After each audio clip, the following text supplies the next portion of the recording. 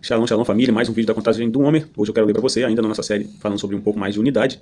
Quero ler para vocês Lucas capítulo 11, versículo 17. Mas Jesus, conhecendo os pensamentos deles, disse: O país que se divide em grupos que lutam entre si, certamente será destruído. A família que se divide em grupos que lutam entre si, também será destruída. Algumas versões falam: todo reino dividido não subsiste.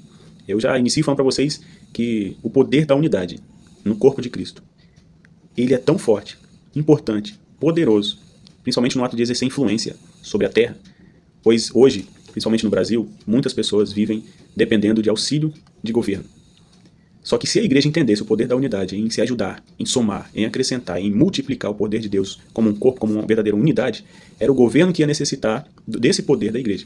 Pois uma família unida, onde todo mundo se ajuda, onde todo mundo busca edificação, todo mundo busca soma, multiplicação, acréscimo de bênçãos, lembra que eu falei no vídeo anterior? Bênçãos que enriquecem, não acrescentadores. Quando uma família é grande, produtiva e ela é extremamente unida, não há destruição e há verdadeiramente bênçãos do Senhor nesse lugar, nessa casa. Por isso que o Senhor nos direcionou desde Gênesis capítulo 1, versículo 27, multiplicai, dominai sobre a terra.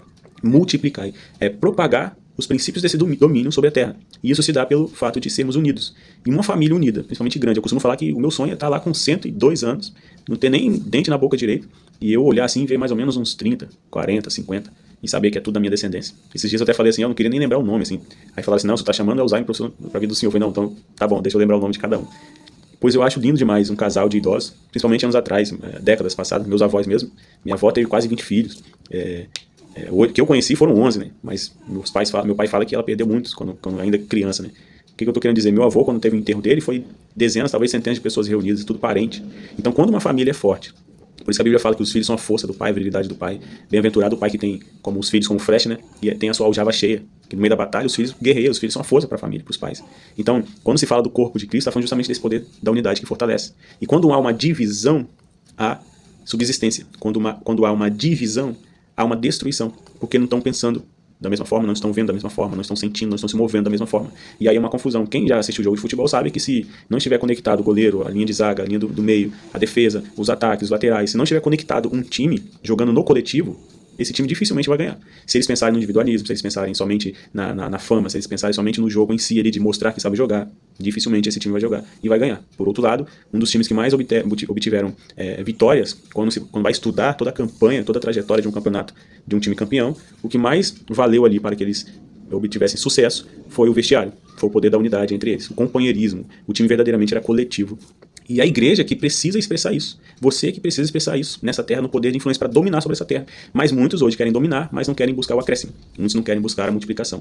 Muitos não querem viver a soma. Eu vou falar mais para frente sobre a religião, né, que separa as pessoas da visão de reino e da soma. Jesus veio e chamou os pescadores de peixes para se tornarem pescadores de homens, de almas. E nós somos chamados hoje para pescarmos almas. O poder do evangelho, como falei no vídeo anterior, é justamente isso. Boas notícias daquilo que ouvimos e que vimos, para que essas pessoas também sejam angariadas para o reino do Senhor, para que essas almas sejam libertas, curadas para o reino do Senhor. Lembra lá no nosso primeiro, segundo vídeo, nós falamos sobre o significado dos 4 cálices ali de Êxodo 6, que falamos também da noite de Pêssah, um cálice que ia livrar eles da escravidão do Egito, o cálice segundo que é libertar eles, é arrancar o Egito de nós, é isso que nós estamos buscando nessa contagem do homem. Terceiro cálice é o cálice da redenção, hoje sabemos que é o sangue do Senhor Jesus Cristo sobre nós, e o quarto cálice lá estava falando sobre justamente sermos participantes da Assembleia do Senhor, sermos aceitos como filhos, como povo de Deus. E lá nós fizemos até alusão sobre o Pentecostes, né, que depois logo à frente o povo receberia as leis, e depois nós falamos lá em Hebreus que as leis hoje foram registradas na nossa mente e no nosso coração, pois essa é a nova aliança que o Senhor fez conosco, para que pudéssemos ser sua família, para que pudesse ser seu corpo, e isso tem que ser baseado em acréscimo. Pessoas precisam aprender que pessoas são propósitos, pessoas que se apresentam diante de você para chorar as pitangas, né, não sei na sua região como é que se fala, mas pessoas que vêm para reclamar da própria vida. Às vezes você está na rua, vocês estavam falando sobre isso na igreja, às vezes você está num estabelecimento fazendo uma compra, a pessoa do caixa começa a falar da vida dela. Ah, que eu tô passando um problema assim, assim, assado no meu casamento, tô passando um problema assim, assim, assado lá na minha família, na minha região, na minha vizinhança, e às vezes, os problemas que as pessoas procuram para desabafar com você, por mais que você seja estranho, a pessoa chega para você para desabafar, às vezes é o mesmo problema que você está passando. Mas vale a reflexão de que pessoas são propósitos. Você carrega o sangue de Jesus. Através do sangue de Jesus, nós somos conectados como um corpo. E quando essas pessoas vêm sem esperanças, por causa dos problemas que estão passando, você tem sobre si um poder de derramar o sangue de Jesus, da graça, da misericórdia, do perdão sobre a vida dessa pessoa. Isso se dá pelos frutos, lembra? Nós falamos aqui também, em vídeos passados, frutos que são palavras, que são atitudes. Isso se dá pela reflexão e discernimento de você entender que pessoas são propósitos, de que nós precisamos buscar a unidade. Por isso nós somos chamados para ser embaixadores do Senhor, para realizar o ministério da reconciliação. Por isso, lembre-se sempre, você foi chamado para ser pescador de almas. Tem pessoas que estão dando evangelismo, de atrair as pessoas. Isso aí é um dom que ela tem. Você pode não ter esse dom, mas de qualquer forma você foi chamado para exercer o acréscimo do reino sobre as vidas. E não se preocupe, porque quem dá esse crescimento é Cristo. A palavra fala em Marcos, nós até falamos aqui sobre sinais e confirmações, que quando Jesus foi assunto aos céus, os apóstolos e os discípulos saíram para pregar a palavra, e Jesus ia confirmando as palavras, acrescentando-lhes as almas. Então quem dá o crescimento é Cristo. Paulo também disse, Paulo plantou, Apolo regou, mas quem dá o crescimento é Cristo. Se você for lá em Atos capítulo 2, versículo 37 a 42 a 47, no último versículo 47 fala que Jesus ia diariamente acrescentando-lhes as almas. Portanto, quando essas pessoas te procuram, pessoas que não têm Cristo, pessoas que não têm a verdade, que não têm a revelação, não têm o conhecimento, pessoas que não têm as armas, as estratégias, os sinais que você já carrega, você precisa entender que esse período de reflexão que você está vivendo, está buscando, é justamente para que seja para o próximo. Nós falamos aqui de dons espirituais, o único dom que é para si mesmo é o dom de orar em línguas. Ainda assim você precisa orar para que possa interpretá-la, senão você não vai ser edificado. Mas de qualquer forma, o seu espírito é edificado, porque quando você ora em línguas, o seu espírito ora de fato. Mas por que você ora em línguas? É um dom que você usa para si mesmo, para que você seja edificado. E por que você é edificado? Para que você tenha mais maturidade, autoridade, sacerdócio, conhecimento, sabedoria para servir ao seu próximo. E quando você se dedica ao serviço ao seu próximo, você está vivendo a vida em unidade e o Senhor acrescenta as almas diariamente. Quando eu falei aqui das famílias que vivem de auxílio de governo, eu quis dizer que se uma família é unida, ela não precisa do auxílio do governo. Porque se vier uma crise sobre uma pessoa da família, toda a família vai se unir para ajudar essa pessoa. Se essa crise for financeira, a família unida, eles vão se levantar para ajudar financeiramente essa pessoa. Infelizmente, tem pessoas que no meio da família não são unidas porque ou elas pensam em si mesmas, ou elas acham que os outros que têm que te servir, né? Ou ela acha que ela não precisa de ninguém, ou ela acha que todo mundo tem que servir ela. Ela não consegue entender o poder da unidade. Porque quando ela acha que ela é individual, que ela não precisa de ninguém, lembramos do vídeo anterior. Agora, quando ela acha que as pessoas têm que servir ela está sendo injusta, porque as pessoas têm que suar, trabalhar, para ajudar ela e ela ficar lá, sentada no sofá, sabendo que as pessoas vão te servir, vão te ajudar. Por outro lado, a unidade faz você se levantar e todos juntos em unidade trabalham juntos. Então, crises, elas acontecem, problemas acontecem. Então, você disse que não precisa de ninguém, e você vai viver a sua vida. Mas você precisa entender que uma hora a sua idade vai chegar. Você não conhece o dia de amanhã. Deus livre e guarde.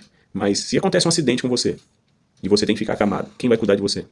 Quem vai pagar suas contas? Se você não vai conseguir trabalhar mais por causa disso. Até a sua memória, tudo que nós temos na Terra hoje, nós precisamos valorizar dentro do poder da unidade. Porque até a nossa memória, se Deus quiser, ela pode ser retirada de nós. Porque hoje nós conhecemos o Alzheimer. Então, dentro do poder da unidade, nós percebemos, entendemos que tudo que nós temos é para a unidade. Não é só para mim. Porque eu preciso das pessoas, as pessoas também precisam de mim. Então é para unidade. O mesmo texto que eu falei de Atos 2 aqui fala que eles viviam com tudo em comum, porque os bens deles eles vendiam e depositavam aos pés dos apóstolos. Foi necessário levantar 7 diáconos, porque os apóstolos tinham tanto serviço para fazer, que eles tiveram que levantar 7 diáconos para servir as mesas, porque eles vendiam tudo que tinham e depositava aos pés dos apóstolos. E os apóstolos determinou aos diáconos a fazer essa partilha entre os irmãos, enquanto eles se dedicavam às orações e ao ensino da palavra. Por isso que eles tinham coisas em comum, porque todos pensavam juntos, todos pensavam iguais. E por mais que de vez em quando aparece um diferente, a unidade realinha. A unidade vai lá e corrige, vai lá e exorta, vai lá e conserta. Isso é o que nós precisamos viver quanto a sermos igreja, onde somos como cidade de refúgio. Olha para o lado, todo mundo igual. Tem um que é pior, mas vamos todos nos ajudar. E o exercício que você tem para essa semana, oferte atenção e tempo para alguém. Que pode ser que uma pessoa se chega perto de você precisando de ajuda, e o que ela precisa é somente de um ouvido. Ela só precisa de um ouvido amigo. Ela só precisa de um ombro amigo para chorar.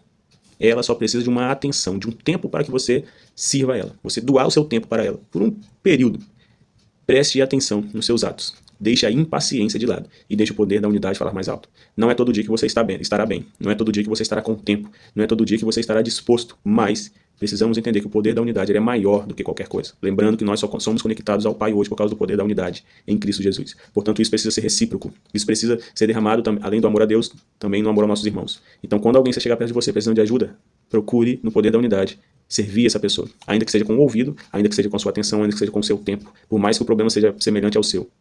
Ou inferior ao seu problema, mas você vai ter algo para oferecer quando você entender que você está ali como corpo de Cristo. E o Espírito vos fará lembrar cada palavra, e aí você vai servir essa pessoa para que ela seja acrescentada à família de Deus através do conhecimento, através do poder da boa notícia, que é o poder do Evangelho. Ouça alguém, abrace alguém, às vezes um abraço é libertador. Paulo estava ministrando, um homem caiu da janela, morreu, um abraço ressuscitou aquele homem. E às vezes você só precisa de um abraço.